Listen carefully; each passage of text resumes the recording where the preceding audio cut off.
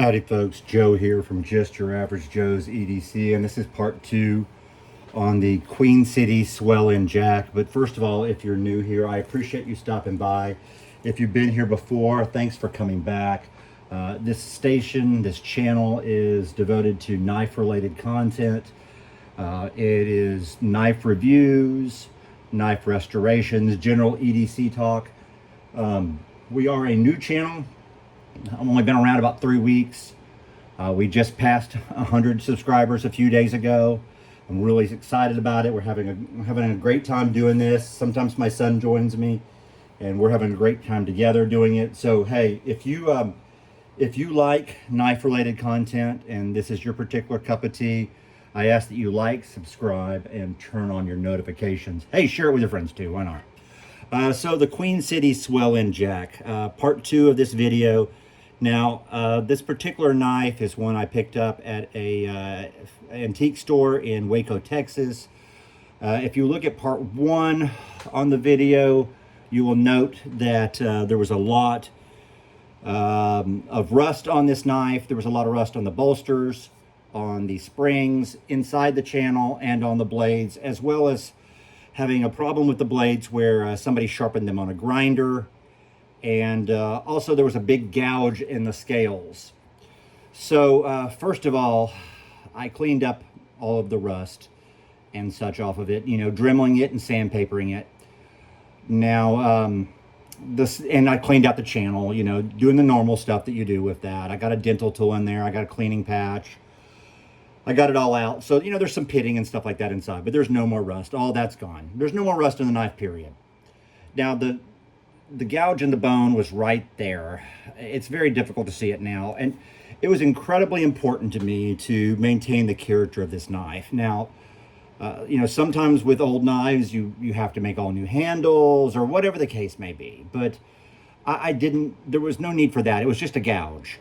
But I did not want to do anything that compromised the original aesthetics of this knife. That was very important to me.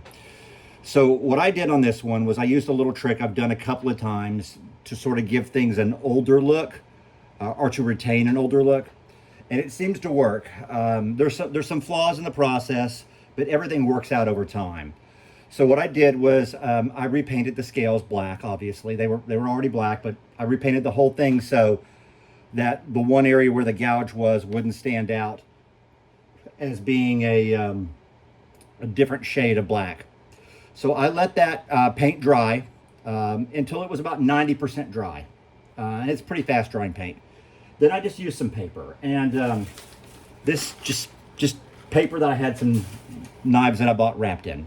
Just everyday pack, like shipping paper, you know, that you wrap stuff in or use as a cushion in a package. And I just wrapped the knife inside that and I patted it. That removed and sort of removed anything that was excess paint, and it also helps to just sort of flatten out the color. Now, because it's still wet, or at least a little wet. And then after that, what I decided to do was, I've done this trick again a couple of times, I put a coat of varnish on it, a very light coat of varnish. And again, I let it dry until it was about 90% dry, and I used the same trick again. And so what that does is it sort of gives it this look of age back to it with it, where it's not looking like you just painted the knife, essentially. Now, with this process, it's not a perfect process, and you can see inside at the top here, inside some of the jigging, it is a little shinier. The good news is that goes away.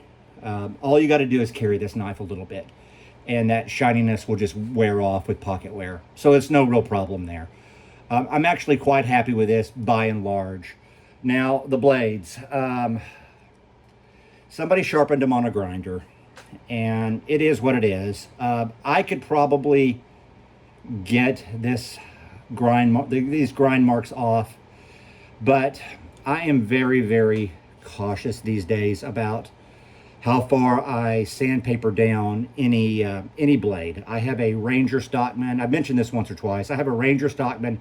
It had worse blade issues than this, but I just kept thinning it down, trying to get rid of all the rust, the pitting, the bad sharpening, all that kind of stuff. And eventually it looked great. And then the first time I tried to use it, the blade bent. I just thinned it out too much. So I essentially made that knife not usable. And my goal is always to have a usable knife. I mean, that's the goal in this. You can see on this one here that it does have the Queen City tang stamp. And I'll talk a little bit more about Queen City and Queen Cutlery here in just a second, but I'm going to show you this blade as well. So I don't know how great that's going to, oh yeah, there you go. You can see the grind marks. I mean, you know, I've got it sharp. It is what it is. I'm not gonna thin it out and make it useless. Now, I'm going to carry this knife for a couple of weeks before I make a final decision on this pin blade in terms of if I need to reduce the size of the kick a little bit. You can see that the tip just barely sticks out of the channel. Of course, you know that that's due to the fact that somebody sharpened this blade down so much that not enough of it goes down into the channel when you fold it in.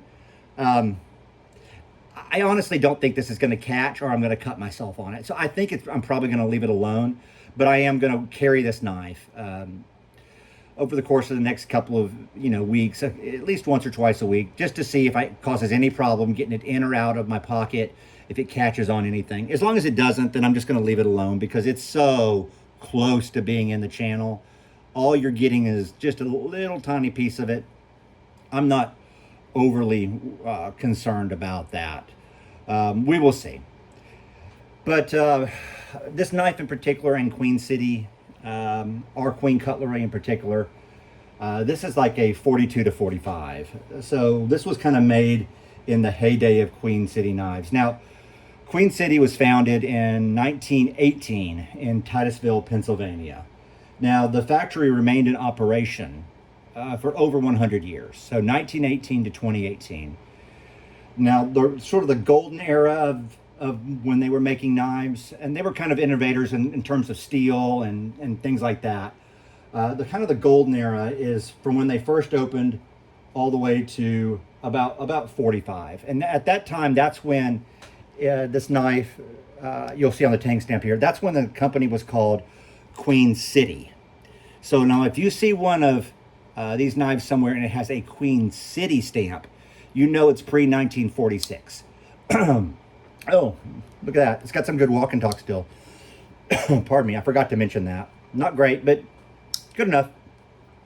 Now, in 1946, they renamed themselves Queen Cutlery. So they went from Queen City to Queen Cutlery. So if you see a knife that says Queen City on the tang stamp, then you know that you have a pre-1946 knife. Now, like I said, they stayed in business all the way from 1918 to 2018, so just over 100 years. Now, at that time, they did file for bankruptcy and they went out of business. It's always sad when a knife maker goes out of business. Any American business really goes under. It's hard, you know? I mean, obviously things are tough right now as well, and it's hard to be able to run a business with all the taxes and overhead and cost. So it is what it is. But the good news is that the name was bought. Queen Cutlery was bought by the Smoky Mountain Knife Works. So what Smoky Mountain Knife Works did was they bought the name, and they are using it currently to have a line of traditional style knives that sort of pay tribute to the slip joint patterns that we all grew up with and love. So they're producing traditional knives under the Queen brand and selling it through Smoky Mountain Knife Works. So if you actually want a new Queen, you can get it. It is available through Smoky Mountain Knife Works. Now, I haven't spent a lot of time looking at the ones there because if I'm going to buy a new knife, it's probably going to be a Case or a Buck or I guess a Baron Sons, because I bought one of those the other day. But for old knives, that's kind of where I spend my time refurbishing them. And one of the reasons I started the channel is I just go through them too fast. So, this gives me a chance to slow down, to show what I've done, talk about the knives, and prolong the process a little bit because, just like everybody else, funds are limited. I'm not made of money. I can't just buy, more knives every week just because I finished them, But it is a good thing that the brand did not entirely die out. It is still like sort of a tribute brand, and it's available through Smoky Mountain Knife Works. I think this is a good knife. I'm happy with it. I'm happy with how it turned out. I'm never ever going to claim to be a professional restorer. Obviously, somebody like Blade Man 175 or the Knife Doctor, those guys are light years ahead of me. I'm learning everything by trial and error, and I kind of like it that way. Sometimes I'll watch a YouTube video myself to try to figure out what to do, and sometimes I just wing it. There's good and there's bad to that, because sometimes you screw it up. But the good to it is you get a lot of satisfaction from completing a project on your own. So part of the reason for this channel is just to show folks that you too can do this. I mean, you know, big whoop, I'm not curing cancer, but you know, if you got an old pocket knife, maybe you can fix it yourself. Some of these things aren't that hard, honestly. Just requires some elbow grease and determination and a few basic tools. Well, I hope you enjoyed the brief history lesson on Queen City or Queen Cutlery. I'm happy with how the knife turned out. It's not perfect, but I do like it. I think it's going to be a good user for me. I feel confident about carrying it, and I have no qualms about the way it was restored. I do think that little bit of shine inside the jigging will wear off with just some pocket wear, and it's going to look really good.